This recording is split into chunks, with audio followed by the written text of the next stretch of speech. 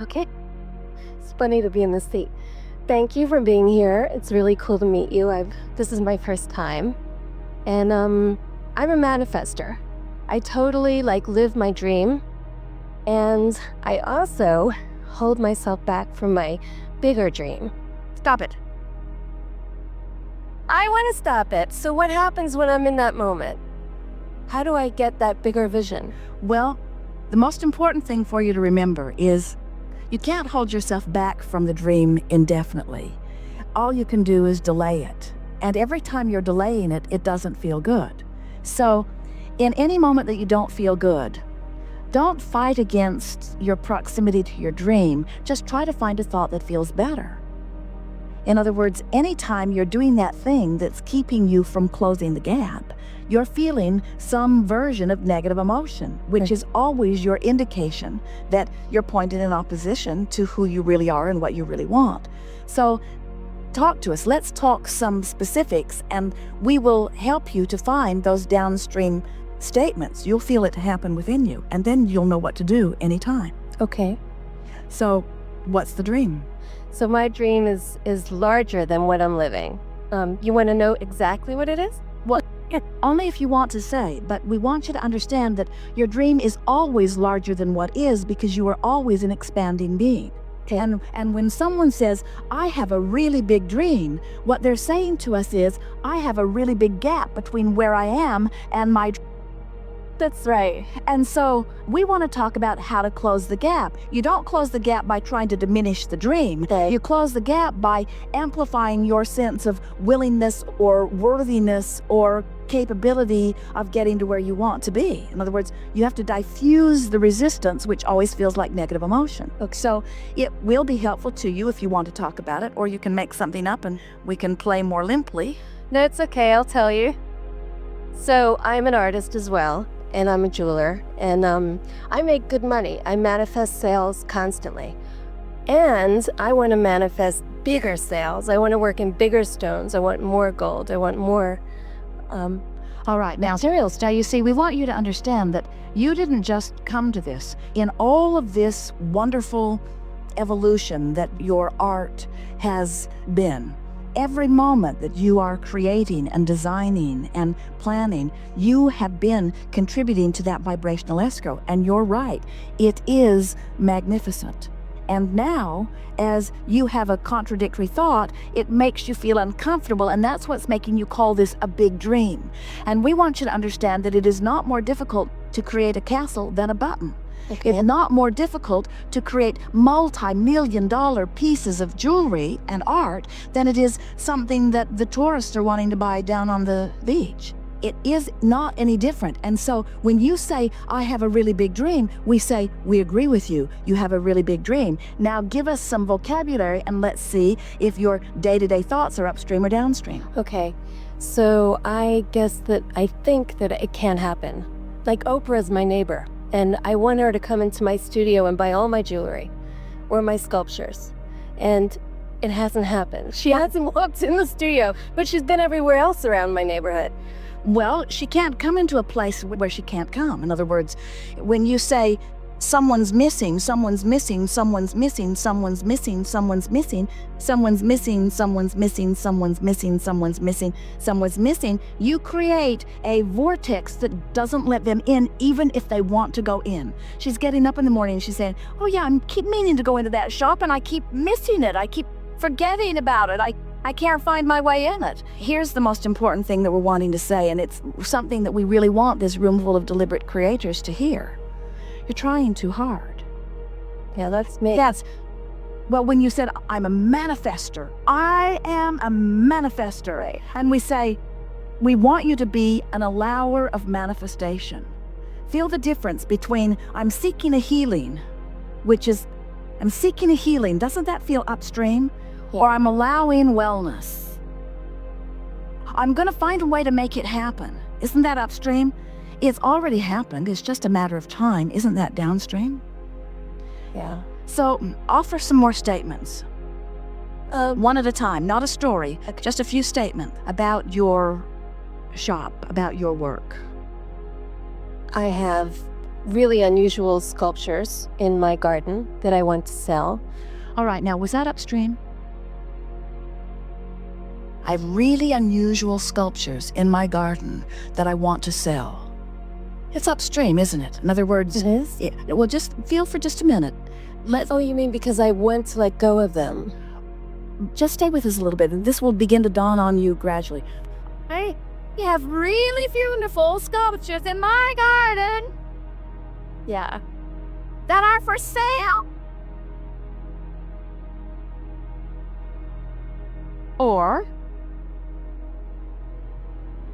people love spending time in my garden looking at my beautiful things. Well, doesn't that keep my sculptures in my garden so people could come to spend time there? Well, but feel the difference. Now, we're not saying that some words are right and some words are wrong. We're just wanting to demonstrate to you the difference in the way it feels. So far, that statement wasn't enough to move you in any way. So then you reach again for something more. I love it when people come into the garden. And I love how when they spend time, they begin to feel the rhythm of it. And I love watching someone in the garden, and I can almost watch it happen, where they just sort of come in, browsing around. They might not even really have this much money that they want to spend, but when they're there, they begin to catch the feeling and the spirit of it, and I can see them wanting to take a piece of that back to where they are once they spend a little bit of time, and I love watching that flip.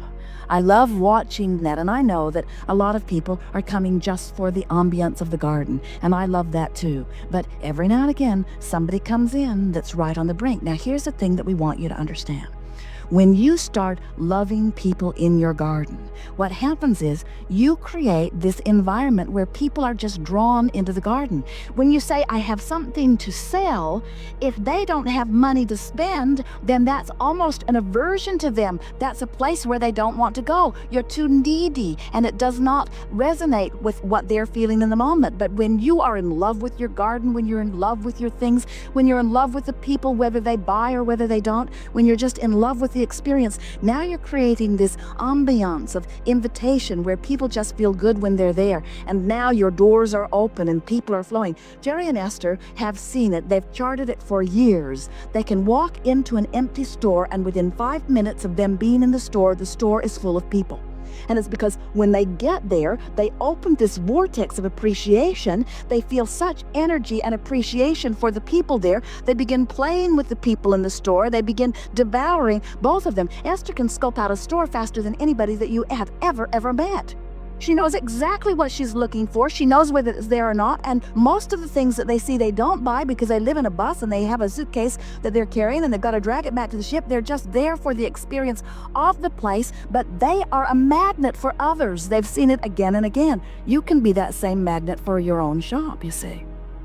So, can you feel the difference? Yeah. I have this wonderful art that you are welcome to see. You're welcome to take it home if you want it, but please make yourself comfortable. Come to my delightful space. My stream is flowing and abundance is mine. Creativity flows and dollars flow and well-being flows. And this is the haven that I've created for all of that. And you can participate in it in whatever level that you want to, you see. Feel the difference? Yeah, that's allowing. So you see, the work is not the difficult thing you have been thinking that it is. It isn't about figuring it out all at once, and it isn't about solving the problems of the world or even about solving your own problems. It's about recognizing that the solutions are already there. It's about recognizing that the answers to your questions are already there. It's about recognizing that your fortunes have already amassed and your lovers are already queued up for you.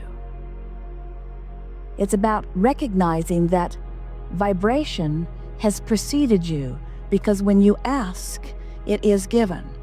And now your work is to allow what has been given in. You cannot get it wrong. You've heard us say that a few times here. And something that we've been feeling from you, it's really an interesting thing. So many of you come to this paradise in the quest to relax and lay back, and then you become the most intense people on the planet.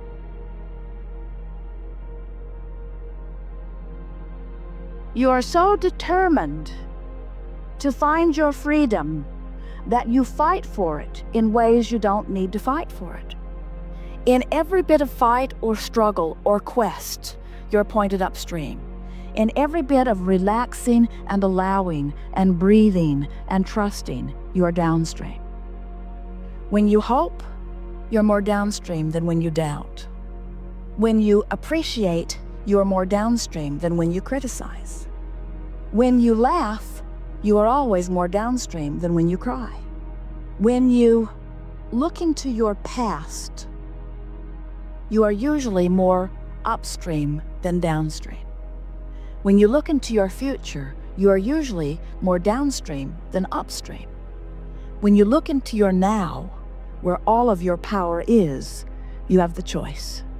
But the choice isn't a great thought as opposed to a bad feeling thought. The choice is only a slightly better or a slightly worse feeling thought. And that's what you want to tune yourself to. You want to tune yourself to, is this an improved thought or not? Esther is driving down the highway in the monster bus with the car in tow, wailing at speeds we cannot tell you. We really can't tell you. The speedometer doesn't go that far sometimes. And Jerry is in the back, clinging to life, doing some project, working on something, and Esther will think of something that she wants to tell him. But he can't hear her. She was honking the horn, but it was scaring drivers off into the bushes. So she found a button that she can push, that when she pushes it, it turns all the lights on. And when she pushes it again, it turns all the lights off. So he sees the lights go on and off, and he realizes Esther has something to say, so he puts away whatever he's doing and makes his way all the way to the front of the bus and says, "Yes, you have something you want to say?" And Esther sometimes says, "Oh, never mind, it was an upstream thought." And we say, isn't it nice that he was all the way in the back of the bus? Because if he'd been sitting right there next to her, she just would have blurted it out. And then he would have either agreed, which would have made it more upstream, or disagreed, which would have made it more upstream for Esther. In other words, when you've got an upstream thought and you start talking about it, it always becomes more upstream. But the fact that it took him a while to get there gave her an opportunity to realize that it was upstream and to begin making another decision. And that's what we wish for you. We wish for you to realize that you have an option of feeling a little worse or feeling a little better, and that's all that the art of allowing is. And as you make the decision to feel better as much as you can, before you know it, all that stuff that's been lined up outside your door, all that stuff that's floating free in the river, all that stuff that the universe has orchestrated on your behalf begins to flow into your experience. You rendezvous with the answers to your questions, you rendezvous with the solutions to your problems, you rendezvous with your lovers and your fortunes and your wonderful times of life. You rendezvous with what you deserve and have deserved all along. And we take such delight in watching the rendezvous. But do you know? We're taking delight already in what you've amassed. And if you have to croak before you catch up, that's fine with us. But this gathering is about showing you how to catch up now, if it is your desire. We've enjoyed this interaction immensely. There is great love here for you. We are complete.